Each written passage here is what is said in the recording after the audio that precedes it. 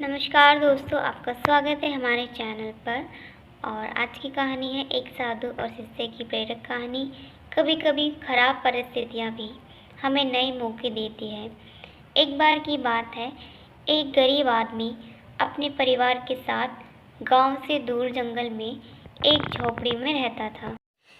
एक दिन वहाँ एक बहुत बड़े साधु गुरुजी आए।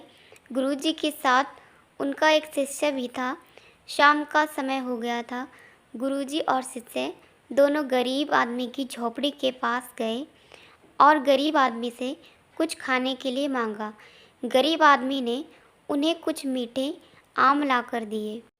गुरुजी और शिष्य ने आम खाए और अपनी भूख मिटाने के बाद वहाँ से चलने को कहा।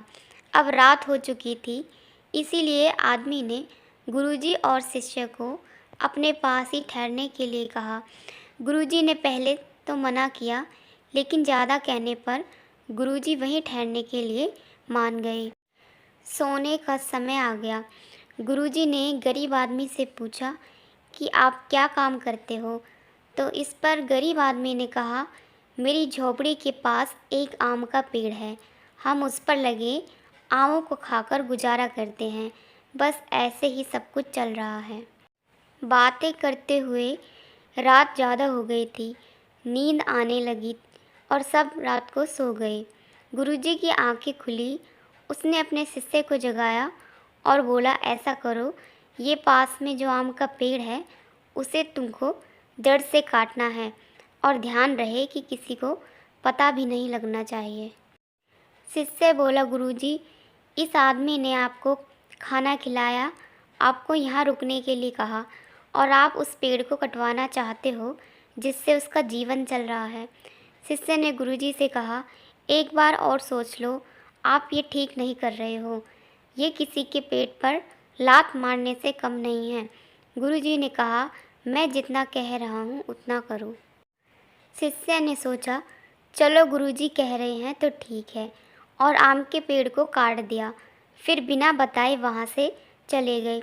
जाते समय रास्ते में शिष्य ने पूछ ही लिया कि गुरुजी, आपने उस आदमी जो बड़ा सीधा साधा भोला इंसान था, आपने उसके साथ ऐसा क्यों किया?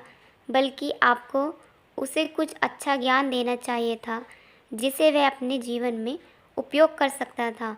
उसका जीवन और बेहतर हो सकता था, लेकिन आपने तो उसके साथ बहुत गलत किया है।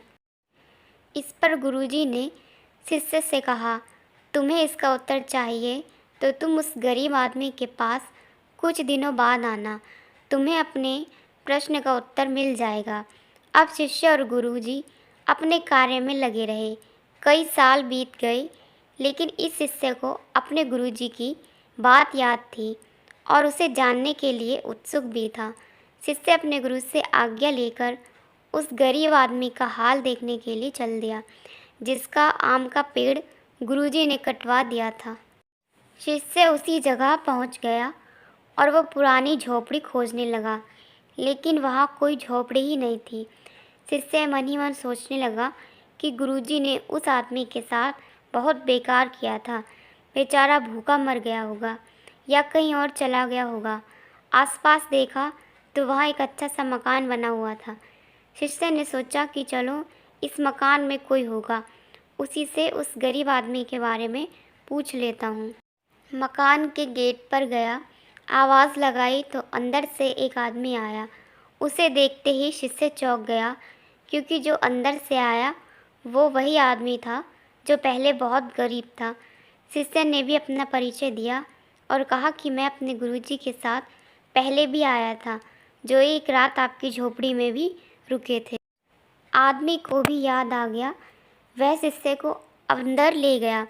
शिष्य ने कहा, आप तो पहले एक पुराने झोपड़ी में रहते थे।